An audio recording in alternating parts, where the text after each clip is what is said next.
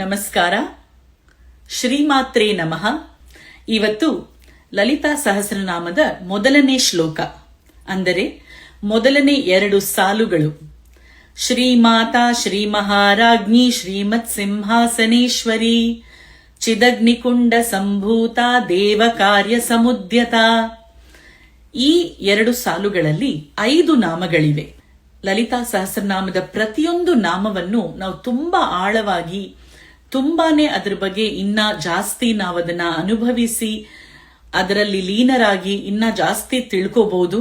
ನೀವು ಪಠಿಸ್ತಾ ನಿಮಗೆ ಅದೇ ನಾಮದ ಹೊಸ ಹೊಸ ಮುಖಗಳು, ಹೊಸ ಹೊಸ ಅರ್ಥಗಳು ನಿಮಗೆ ತಾನಾಗಿಯೇ ರಿವೀಲ್ ಆಗುತ್ತೆ.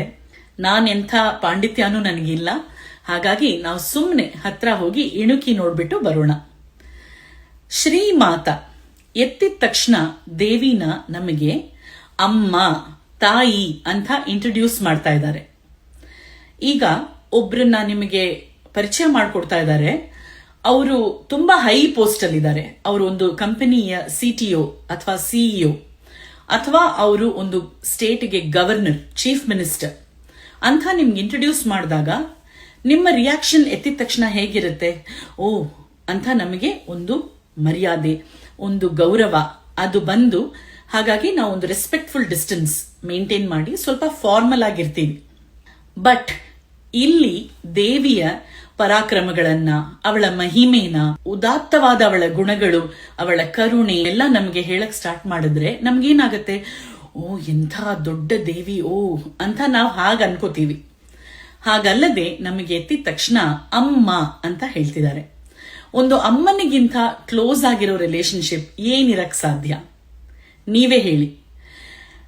ಇದಕ್ಕೆ ಎಕ್ಸೆಪ್ಷನ್ಸ್ ಇರ್ಬೋದು, ಬಟ್ ನಮ್ಮಲ್ಲಿ ಬಹುತೇಕ ಮನೆಗಳಲ್ಲಿ ತಾಯಿ ಅಂದ್ರೆ ನ್ಯಾಚುರಲ್ ಆಗಿ ಒಂದು ಕ್ಲೋಸ್ನೆಸ್ ಎಲ್ಲಾರ್ಗೂ ಇರುತ್ತೆ. ಅಮ್ಮ ಏನಮ್ಮ ಇದು, ಯಾವಾಗ ನೋಡಿದ್ರು ಉಪ್ಪಿಟ್ಟು ಮಾಡಿದ್ಯಾ, ಆಗಲ್ಲಮ್ಮ ನಂಗೊಂದೆರಡು ಚಪಾತಿ ಮಾಡ್ಕೊಡು ಅಂತ ಈ ಇಡೀ ಜಗತ್ನಲ್ಲಿ ನಾವು ಬೇರೆ ಯಾರ ಹತ್ರ ಹೇಳಕ್ಕಾಗತ್ತೆ? ಅಷ್ಟೊಂದು ಲಿಬರ್ಟಿ ತಗೊಂಡು. ಎಲ್ಲ ಮನುಷ್ಯರಿಗೆ ಮಾತ್ರ ಅಲ್ಲ, ಪ್ರಾಣಿ ಪಕ್ಷಿಗಳಿಗೆ ಎಲ್ಲರಿಗೂ ನೀವು ನೋಡಿದ್ರೆ ತಾಯಿ ಮಗುವಿನ ಆ ಸಂಬಂಧ ತುಂಬಾನೇ ಸ್ಪೆಷಲ್. ತನ್ನ ಗರ್ಭದಲ್ಲಿ ಒಂದು ಮಗು ಉಂಟಾಗಿದೆ ಅಂತ ಗೊತ್ತಾದಾಗಿಂದ ಒಂದು ತಾಯಿ ತನ್ನ ಪ್ರತಿಯೊಂದು ಚಟುವಟಿಕೆ, ನಾನೇನ್ ತಿಂತಾ ಇದ್ದೀನಿ, ನಾನೇನ್ ಕುಡಿತಾ ಇದ್ದೀನಿ, ನಾನು ಹೇಗ್ ಕೂತ್ಕೋತಾ ಇದ್ದೀನಿ, ನಾನು ಹೇಗ್ ನಡೀತಾ ಇದ್ದೀನಿ, ಎಲ್ಲದರಲ್ಲೂ ಅವಳು ಆ ಮಗುವನ್ನ, ಆ ಮಗುವಿನ ಸುರಕ್ಷತೆಯನ್ನ ಮೊದಲು ಅದನ್ನ ಫ್ರಂಟ್ ಅಂಡ್ ಸೆಂಟರ್ ಆಗಿಟ್ಟು ಆಮೇಲೆ ಎಲ್ಲವನ್ನು ಮಾಡ್ತಾಳೆ. ಪ್ರೆಗ್ನೆಂಟ್ ಆಗೋದಿಕ್ ಮುಂಚೆ ತನ್ನ ಬಗ್ಗೆ, ತನ್ನ ಶ್ರಮದ ಬಗ್ಗೆ, ತನ್ನ ಅನುಕೂಲದ ಬಗ್ಗೆ ಅಷ್ಟೊಂದು ಯೋಚನೆ ಮಾಡದೇ ಇದ್ದ ಹೆಂಗಸರು ಕೂಡ ಒಂದ್ಸತಿ ತಾವು ಪ್ರೆಗ್ನೆಂಟ್ ಆಗಿದೀವಿ ಅಂತ ಗೊತ್ತಾದ್ಮೇಲೆ ಫಾಸ್ಟ್ ಆಗಿ ನಡ್ಕೊಂಡು ಹೋಗಲ್ಲ. ಅಯ್ಯೋ ಆ ಬಸ್ ಹೋದ್ರೆ ಹೋಯ್ತು, ನೆಕ್ಸ್ಟ್ ಬಸ್ ಅಲ್ಲಿ ಹೋಗೋಣ, ನಾನು ನನ್ನ ಮಗುವಿಗೆ ಇದರಿಂದ ಏನು ಶ್ರಮ ಆಗ್ಬಾರ್ದು. ಒಂದ್ ಮೆಟ್ಲು ಹತ್ಬೇಕಾದ್ರೆ, ಇಳಿಬೇಕಾದ್ರೆ, ಏನ್ ತಿನ್ಬೇಕು ಅಂದ್ರೂ, ಏನ್ ಕುಡಿಬೇಕು ಅಂದ್ರೂ, ಇವನ್ ಮಲ್ಕೊಳ್ಳೋದು ಸಹ ಒಂದು ತಾಯಿ ತನ್ನ ಪ್ರತಿಯೊಂದು ಚಟುವಟಿಕೆಯಲ್ಲೂ ಎಷ್ಟು ಕೇರ್ಫುಲ್ ಆಗಿರ್ತಾಳೆ. ಕೆಲವರಿಗೆ ಹಸುವಿನ ಹಾಲು ಅದು ವಾರ್ಮ್ ಆಗಿ ಕುಡಿಯೋದಿಕ್ಕೆ ಎಷ್ಟೊಂದು ಜನಕ್ಕೆ ಇಷ್ಟ ಆಗಲ್ಲ, ನನಗೂ ಅಷ್ಟೇ. ಆದ್ರೆ ತಾವು ಪ್ರೆಗ್ನೆಂಟ್ ಆಗಿರ್ಬೇಕಾದ್ರೆ ಮಗುಗ್ ಒಳ್ಳೆಯದು, ಹಾಲಲ್ಲಿ ಅರಿಶಿನ ಹಾಕೊಂಡ್ ಕುಡಿ, ನೀನ್ ಹಾಲಲ್ಲಿ ಈ ಕುಂಕುಮದ ಹೂವ ಹಾಕೊಂಡ್ ಕುಡಿ ಅಂತ ಯಾರಾದ್ರೂ ಹೇಳಿದಾಗ ತಕ್ಷಣ ತನ್ನ ಇಷ್ಟ, ತನಗಿಷ್ಟ ಇಲ್ಲ ಅದೆಲ್ಲ ಏನು ಮ್ಯಾಟರೇ ಇಲ್ಲ, ಮಗುಗೇನು ಒಳ್ಳೇದೋ ಅದನ್ನ ಮಾಡೋದಿಕ್ಕೆ ಪ್ರತಿಯೊಂದು ತಾಯಿ ಸಿದ್ಧ ಆಗ್ಬಿಡ್ತಾಳೆ. ಆ ಪ್ರೆಗ್ನೆನ್ಸಿಯಲ್ಲಿ ಎಷ್ಟೊಂದು, ಕೆಲವರಿಗೆ ಸಿಂಪಲ್ ಆಗಿರ್ಬೋದು, ಕೆಲವರಿಗೆ ಕಾಂಪ್ಲಿಕೇಟೆಡ್ ಆಗಿರ್ಬೋದು, ಬಟ್ ಪ್ರತಿಯೊಂದು ತಾಯಿನೂ ತನ್ನ ಮಗುವಿನ ಒಳ್ಳೇದಕ್ಕೋಸ್ಕರ ಎಷ್ಟೊಂದು ತ್ಯಾಗ ಮಾಡ್ತಾಳೆ. ಆಮೇಲೆ ಮಗುನ ಹಡಿಯೋದು, ಅದು ನ್ಯಾಚುರಲ್ ಬರ್ತ್ ಆಗ್ಲಿ, ಅದು C-ಸೆಕ್ಷನ್ ಆಗ್ಲಿ, ಎಷ್ಟೊಂದು ನೋವು. ಅಂಡ್ ಹಡದ ಮೇಲೆ ಕೂಡ ಒಂದೊಂದು ಕ್ಷಣನೂ, ಓ ತಣ್ಣ ಗಾಳಿ ಬೀಸ್ತಾ ಇದ್ಯಾ, ಆ ಮಗುಗೊಂದು ಉಲ್ಲನ್ ಕ್ಯಾಪ್ ಹಾಕು, ಬಿಸಿಲಾಗಿದ್ಯಾ, ಓ ಇಲ್ಲ ಇದು ಈ ಶರ್ಟ್ ತುಂಬಾ ಥಿಕ್ಕಾಗಿದೆ ಅಂತ ಮಗುಗೆ ಬೇರೆ ಬಟ್ಟೆ ಹಾಕೋದು. ಎಲ್ಲಿ ಹೋಗ್ಬೇಕು ಅಂದ್ರೂ, ಏನ್ ಮಾಡ್ಬೇಕು ಅಂದ್ರೂ ಅದು ಆ ಮಗುಗೆ ಸರಿಯಾಗಿರುತ್ತಾ, ಆ ಮಗುಗೆ ಊಟ ಮಾಡೋ ಟೈಮ, ಆ ಮಗುಗೆ ನಿದ್ದೆ ಮಾಡೋ ಟೈಮ ಅಂತ ನೋಡಿ ನೋಡಿ ನೋಡಿ ಪ್ರತಿಯೊಂದ್ರಲ್ಲೂ ಆ ಮಗುವಿನ ಸುರಕ್ಷತೆ, ಆ ಮಗುಗೆ ಹೊಟ್ಟೆ ತುಂಬಿರ್ಬೇಕು, ಆ ಮಗು ಆರಾಮಾಗಿ ನಿದ್ದೆ ಮಾಡಬೇಕು, ಅದಕ್ಕೆ ಒಂದು ಇರುವೆ ಕೂಡ ಕಚ್ಬಿಡಬಾರ್ದು ಅನ್ನೋದ್ರಲ್ಲಿ ಒಂದು ತಾಯಿ ಎಷ್ಟು ಕೇರ್ಫುಲ್ ಆಗಿ ತನ್ನ ಮಗುನ ನೋಡ್ಕೋತಾಳೆ.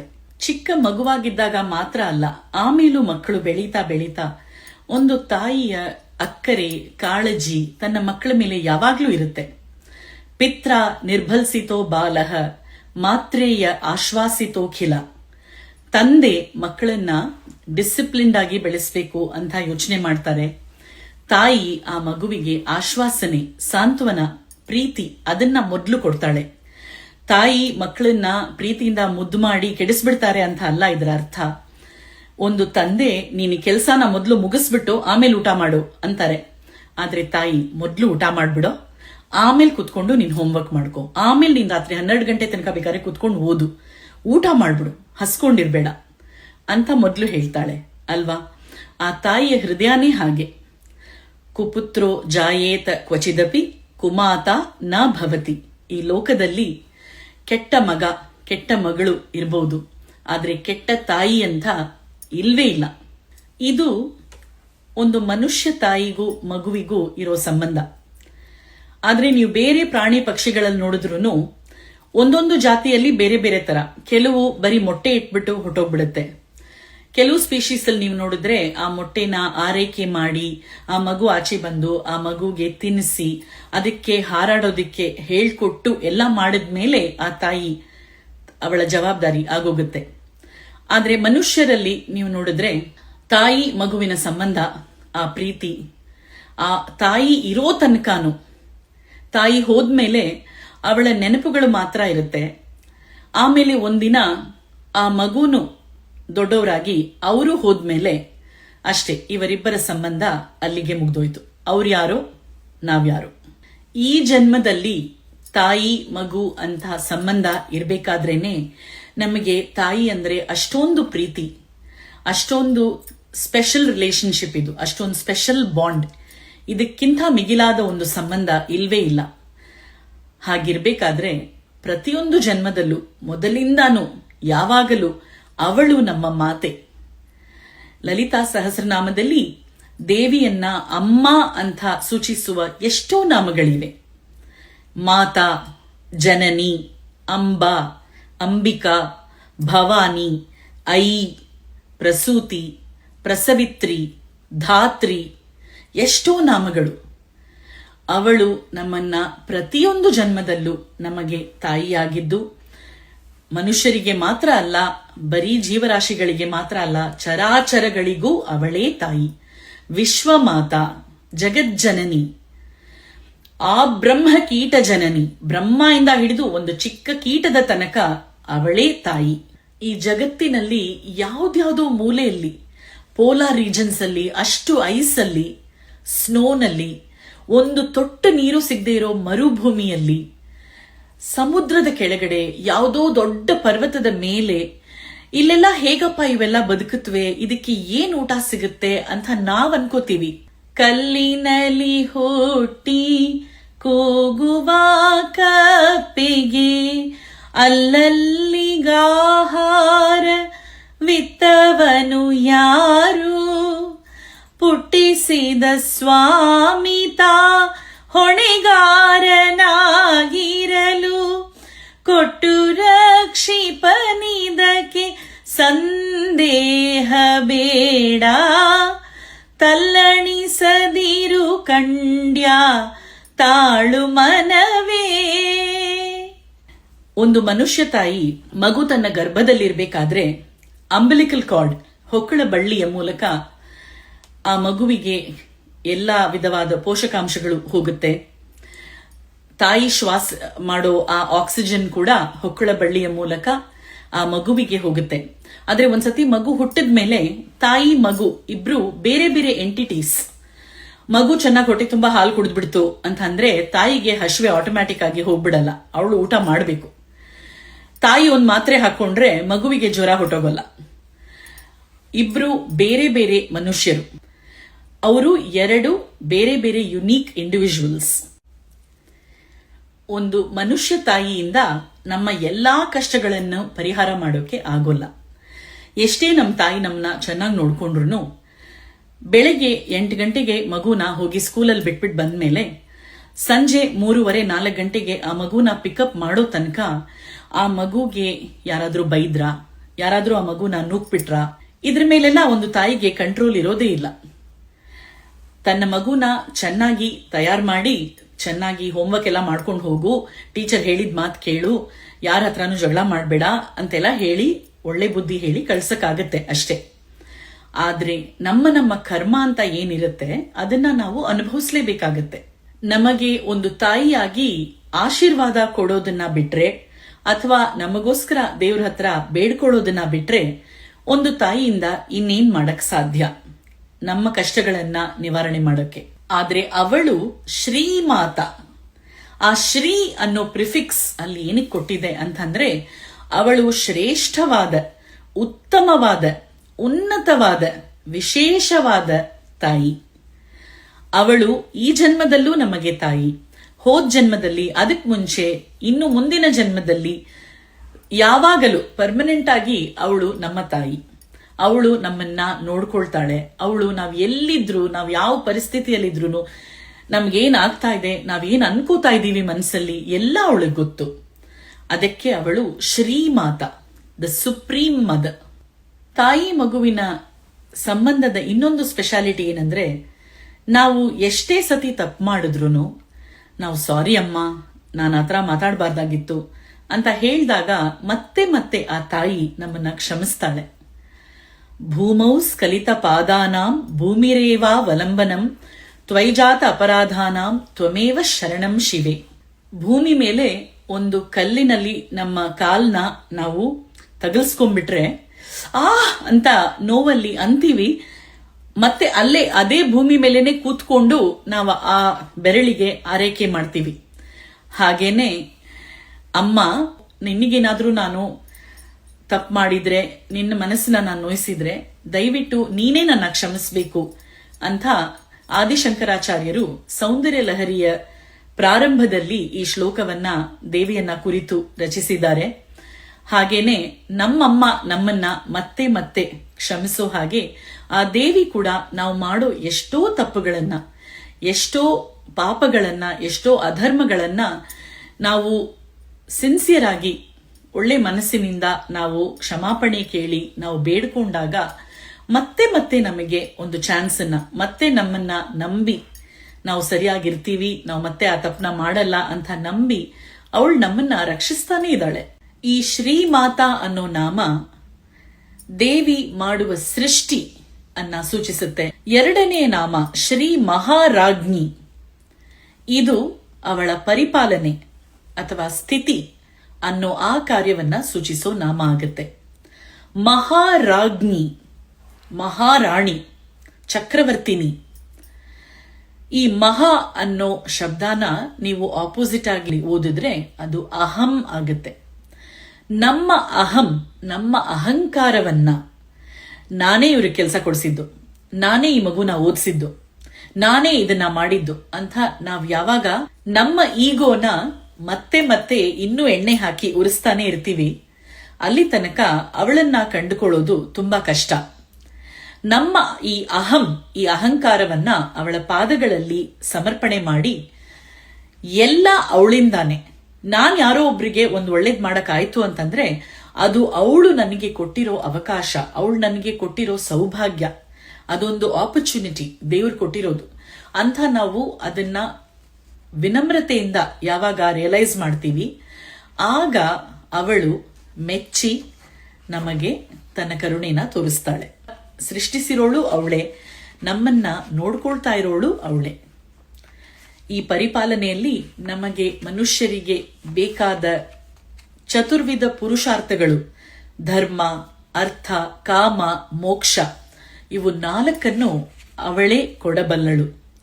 ಧರ್ಮ, ನಮ್ಮ ಧರ್ಮ ಏನಿದೆ, ನಮ್ಮ ಜವಾಬ್ದಾರಿಗಳು, ನಾವು ನಮ್ಮ ಅಪ್ಪ ಅಮ್ಮನ್ನ ನೋಡ್ಕೋಬೇಕು, ನಾವು ಓದ್ಬೇಕು, ನಾವು ಕೆಲಸ ಮಾಡಬೇಕು, ನಾವು ಹೆಂಡತಿ ಮಕ್ಕಳನ್ನ ನೋಡ್ಕೋಬೇಕು, ನಾವು ಅತ್ತೆ ಮಾವನ್ನ ನೋಡ್ಕೋಬೇಕು, ನಮ್ಮ ಕೆಲಸನ ನಾವು ಕರೆಕ್ಟಾಗಿ ಮಾಡಬೇಕು. ಇದು ಧರ್ಮ. ಈ ಧರ್ಮವನ್ನ ಮಾಡೋದಕ್ಕೋಸ್ಕರ ನಮಗೆ ಏನೋ ಒಂದು ಕೆಲಸ ಮಾಡಬೇಕು. ನಾವು ಅದು ಸ್ವಂತ ಬಿಸ್ನೆಸ್ ಆಗಿರ್ಬೋದು, ಅಥವಾ ಹೋಗಿ ಯಾವುದೋ ಒಂದು ಕಂಪನಿಯಲ್ಲಿ ಕೆಲಸ ಮಾಡೋದಾಗಿರ್ಬೋದು, ಅಥವಾ ಅದು ಕೃಷಿ ಕೆಲಸ ಆಗಿರ್ಬೋದು, ಏನೇ ಆಗಿರ್ಬೋದು, ದ್ರವ್ಯೋಪಾರ್ಜನೆಗೋಸ್ಕರ ಅದಕ್ಕೆ ನಮಗೆ ಇನ್ಕಮ್ ಬೇಕು, ಅದಕ್ಕೋಸ್ಕರ ನಾವು ಮಾಡೋದು, ಅದು ಅರ್ಥ. ಕಾಮ ಅಂದ್ರೆ ನಮ್ಮ ಆಸೆಗಳು. ನನಗೊಂದು ಮನೆ ಕಟ್ಟಬೇಕು, ನನಗೊಂದು ಮೈಸೂರು ಸಿಲ್ಕ್ ಸೀರೆ ಬೇಕು, ನನಗೆ ಇಟಲಿಗೆ ವೆಕೇಶನ್ ಹೋಗ್ಬೇಕು. ಇವೆಲ್ಲ ನಮ್ಮ ಆಸೆಗಳು, ಕಾಮ. ಇವೆಲ್ಲ ಆದ ಮೇಲೆ ಕೊನೆಗೆ ನಾನು ಯಾರು, ನನ್ನ ಅಲ್ಟಿಮೇಟ್ ಗೋಲ್ ಏನು, ನಾನು ಎಲ್ಲ ಬಾಳಿ ಬದುಕಿ ಎಲ್ಲ ಆದ್ಮೇಲೆ ನಾನು ಎಲ್ಲಿಗೆ ಹೋಗ್ತೀನಿ ಅಂತ ನಾವು ಯೋಚನೆ ಮಾಡಿದಾಗ, ಆಗ ನಾವು ಮೋಕ್ಷದ ಬಗ್ಗೆ ಯೋಚನೆ ಮಾಡಿದಾಗ ಅದನ್ನ ಕೂಡ ಕೊಡಬಲ್ಲಳು ಅವಳೇ. ಸೊ ಹಾಗಾಗಿ ಶ್ರೀ ಮಹಾರಾಜ್ಞಿ ಅನ್ನೋದು ಅವಳ ಪರಿಪಾಲನೆಯನ್ನ ಸೂಚಿಸುತ್ತೆ. ಮೂರನೇ ನಾಮ ಶ್ರೀಮತ್ ಸಿಂಹಾಸನೇಶ್ವರಿ. ಒಂದು ರಾಜ ತನ್ನ ಸಿಂಹಾಸನದ ಮೇಲೆ ಕುಳಿತು ಹೇಗೆ ತನ್ನ ಪ್ರಜೆಗಳನ್ನ ನೋಡ್ಕೋತಾನೆ, ಒಳ್ಳೆಯವರನ್ನ ಕಾಪಾಡಿ ಅವ್ರಿಗೆ ಕೆಟ್ಟವರಿಂದ ಏನೂ ತೊಂದರೆ ಆಗದೆ ಇರೋಂಗೆ ಅವ್ರನ್ನ ನೋಡ್ಕೊಂಡು, ಅದೇ ತರ ತಪ್ಪು ಮಾಡಿದವ್ರನ್ನ ಕೆಟ್ಟವ್ರನ್ನ ಶಿಕ್ಷಿಸಿ ಅವರಿಗೆ ತಕ್ಕ ದಂಡನೆನ ಕೊಟ್ಟು, ಹೇಗೆ ಒಂದು ರಾಜ ನ್ಯಾಯವಾಗಿ ತನ್ನ ರಾಜ್ಯಭಾರನ ಮಾಡ್ತಾನೋ ಅದೇ ತರ ದೇವಿ ತನ್ನ ಸಿಂಹಾಸನದ ಮೇಲೆ ಕುಳಿತು ಅವಳು ಮಾಡುವ ಈ ಆಡಳಿತ, ದುಷ್ಟರನ್ನ ಶಿಕ್ಷಿಸಿ ಶಿಷ್ಟರನ್ನ ರಕ್ಷಿಸಿ ನಾವು ಮಾಡೋ ಪುಣ್ಯಗಳಿಗೆ ಪಾಪಗಳಿಗೆ ತಕ್ಕ ಫಲವನ್ನು ಕೊಟ್ಟು ಎಲ್ಲರನ್ನೂ ಅವಳು ನೋಡ್ಕೊಳ್ತಾ ಇದ್ದಾಳೆ. ಇದು ಅವಳ ಲಯ ಅಥವಾ ಸಂಹಾರ ಕಾರ್ಯವನ್ನ ಸೂಚಿಸುತ್ತೆ. ಅವಳು ಸಿಂಹಾಸನದ ಮೇಲೆ ಕುಳಿತು ಮಹಾರಾಣಿಯಾಗಿದ್ದು ರಾಜ್ಯಭಾರ ಮಾಡ್ತಾ ಇದ್ದಾಳೆ. ಅದರಲ್ಲಿ ಈ ಮತ್ ಏನಕ್ಕೆ ಶ್ರೀ ಸಿಂಹಾಸನೇಶ್ವರಿ ಅಂತ ಇರಬಹುದಾಗಿತ್ತು ಅಲ್ವಾ? ಮತ್ ಅನ್ನೋದು ನನ್ನ ಸಿಂಹಾಸನದ ಮೇಲೆ ಕುಳಿತಿರುವವಳು, ಅಂದ್ರೆ ನಮ್ಮ ಹೃದಯ ಸಿಂಹಾಸನದಲ್ಲಿ ಅವಳು ಕೂತಿದ್ದಾಳೆ. ನಾವು ಪ್ರತಿ ಸತಿ ಇನ್ಹೇಲ್ ಮಾಡಿದಾಗ ಅದು ಹೋಗಿ ಹೃದಯದಲ್ಲಿ ದೇವಿಯ ಪಾದವನ್ನ ಮುಟ್ಬಿಟ್ಟು ಆಚೆ ನಾವು ಎಕ್ಸೇಲ್ ಮಾಡಿದಾಗ ಆಚೆ ಬರ್ತಾ ಇದೆ. ಇದು ನಡೀತಾನೇ ಇದೆ. ಇದನ್ನ ನಾವು ನೆನ್ಪಿಟ್ಕೋಬೇಕು. ನಾವು ಹೋಗಿ ಒಂದ್ ಕಡೆ ಎಲ್ಲೋ ಒಂದು ಪಾರ್ಕ್ ಬೆಂಚಲ್ಲಿ ಅಥವಾ ಒಂದು ಗಾರ್ಡನ್ ಅಲ್ಲಿ ಕೂತಿರ್ತೀವಿ. ಪಕ್ಕದಲ್ಲಿ ಯಾರಾದ್ರೂ ಲಕ ಲಕ ಲಕ ಲಕ ಅಂತ ಜಗಳ ಮಾಡ್ತಾ ಇದ್ರೆ, ಕೆಟ್ಟ ಮಾತಲ್ಲಿ ಬೈತಾ ಇದ್ರೆ ನಮಗೆ ಹೇಗಿರುತ್ತೆ? ಅಲ್ಲಿ ಕೂತ್ಕೋಬೇಕು ಅಂತ ಅನ್ಸುತ್ತಾ? ಇಲ್ಲ, ನಾವು ಅಲ್ಲಿಂದ ಎದ್ದು ಬೇರೆ ಕಡೆ ಹೋಗ್ಬಿಡ್ತೀವಿ. ಏನಪ್ಪಾ, ನಾವೇ ಒಂದ್ ಸ್ವಲ್ಪ 5 ನಿಮಿಷ ಶಾಂತಿಯಿಂದ ಕೂತ್ಕೊಳ್ಳೋಣ ಅಂತಂದ್ರೆ ಇದೇನಿದು ಅಂತ. ಹಾಗಿರ್ಬೇಕಾದ್ರೆ ದೇವಿ ನಮ್ಮ ಹೃದಯ ಸಿಂಹಾಸನದಲ್ಲಿ ಕೂತಿದ್ದಾಳೆ. ನಾವು ಜಗಳ ಮಾಡೋದು, ಕೂಗಾಡೋದು, ಕಿರ್ಚಾಡೋದು, ಕೆಟ್ಟ ಮಾತಾಡೋದು ಇದನ್ನೆಲ್ಲ ಮಾಡಬಾರ್ದು ಅಲ್ವಾ? ನಮ್ಮ ಮನೆಗೆ ಯಾರಾದ್ರೂ ಗೆಸ್ಟ್ ಬಂದ್ರೆ ಅವ್ರ ಮುಂದೆ ನಾವು ಆರ್ಗ್ಯೂ ಮಾಡಲ್ಲ, ಜಗಳ ಮಾಡಲ್ಲ ಅಲ್ವಾ? ಹಾಗಿರ್ಬೇಕಾದ್ರೆ ಸಾಕ್ಷಾತ್ ಆ ಪರದೇವತೆನೇ ನಮ್ಮ ಹೃದಯದಲ್ಲಿ ಕೂತಿದ್ದಾಳೆ ಅಂತ ನಾವು ಗಮನ ಇಟ್ಕೊಂಡ್ರೆ ನಮ್ಮ ಮಾತು, ನಮ್ಮ ನುಡಿ, ನಮ್ಮ ವ್ಯವಹಾರ ಮತ್ತೆ ನಮ್ಮ ಚಿಂತನೆ, ನಮ್ಮ ವಿಚಾರ ಕೂಡ ಎಷ್ಟು ಸ್ವಚ್ಛವಾಗಿ, ಹಗುರವಾಗಿ, ಹಿತವಾಗಿ, ಇಂಪಾಗಿರ್ಬೇಕು. ಇನ್ನೊಬ್ಬರ ಮನಸ್ಸನ್ನ ನೋಯಿಸೋ ಹಾಗೆ ನಾವು ಯಾವ ಮಾತು ಆಡಬಾರ್ದು. ಇದು ಕಷ್ಟ, ಆದ್ರೆ ಆದಷ್ಟು ಇದನ್ನ ನೆನ್ಪಿಟ್ಕೊಂಡು ನಾವು ಹಾಗೆ ನಡ್ಕೊಳ್ಳೋಕೆ ಟ್ರೈ ಮಾಡೋಣ. ಈ 3 ನಾಮಗಳಲ್ಲೂ ಶ್ರೀ ಮಾತಾ, ಶ್ರೀ ಮಹಾರಾಜ್ಞಿ, ಶ್ರೀಮತ್ ಸಿಂಹಾಸನೇಶ್ವರಿ ಇವು 3ರಲ್ಲೂ ಶ್ರೀಂ ಅನ್ನೋ ಬೀಜ ಮಂತ್ರ ಅಡಗಿದೆ. ನಾವು ಸೇವಿಸುವ ಪಾಯಸದಲ್ಲಿ ಅಲ್ಲಲ್ಲಿ ದ್ರಾಕ್ಷಿ, ಗೋಡಂಬಿ ಇರೋ ಹಾಗೆ ಈ ಲಲಿತಾ ಸಹಸ್ರನಾಮದಲ್ಲಿ ಬೀಜ ಮಂತ್ರಗಳು, ಮುಖ್ಯವಾದ ಬೀಜ ಮಂತ್ರಗಳು ತುಂಬಾ ಕಡೆ ಅಡಗಿದೆ. ಅದ್ಯಾವುದು, ಅದೆಲ್ಲಿದೆ ಅಂತ ನಾವೇನು ತಲೆ ಕೆಡಿಸ್ಕೋಬೇಕಾಗಿಲ್ಲ. ನಾವು ಲಲಿತಾ ಸಹಸ್ರನಾಮವನ್ನ ಹೇಳಿದಾಗ ಆ ಬೀಜ ಮಂತ್ರಗಳನ್ನು ಸೇರಿಸ್ಕೊಂಡು ಹೇಳ್ತಾ ಇದ್ದೀವಿ. ಸೊ ಅದರ ಪುಣ್ಯ ಖಂಡಿತ ನಮಗೆ ಸಿಗತ್ತೆ. ಈ ಶ್ರೀಂ ಅನ್ನೋ ಬೀಜಾಕ್ಷರ ಲಕ್ಷ್ಮಿಯನ್ನ ಸೂಚಿಸುತ್ತೆ. ಶ್ರೀ ಅನ್ನೋದು ತುಂಬಾ ಉತ್ತಮವಾದ, ಶ್ರೇಷ್ಠವಾದ, ಉನ್ನತವಾದ ಅನ್ನೋ ಅರ್ಥವನ್ನ ಕೊಡುವ ನಾಮ. ಹಾಗಾಗಿ ಈ ಶ್ರೀಂ ಬೀಜ ಈ 3ರಲ್ಲೂ ಸ್ಟಾರ್ಟಿಂಗ್ ಅಲ್ಲೇನೆ ನಮಗೆ ಲಕ್ಷ್ಮಿಯ ಒಂದು ಅನುಗ್ರಹದ ಜೊತೆಗೆ ನಾವು ಲಲಿತಾ ಸಹಸ್ರನಾಮವನ್ನ ಶುರು ಮಾಡ್ತಾ ಇದ್ದೀವಿ. ಇವತ್ತಿಗೆ ಇದನ್ನ ಇಲ್ಲೇ ಮುಗಿಸ್ಕೊಳ್ಳೋಣ. ಮುಂದಿನ ನಾಮಗಳನ್ನ ಮುಂದಿನ ಸೆಷನ್ ಅಲ್ಲಿ ನೋಡೋಣ. Thank you. ನಮಸ್ಕಾರ.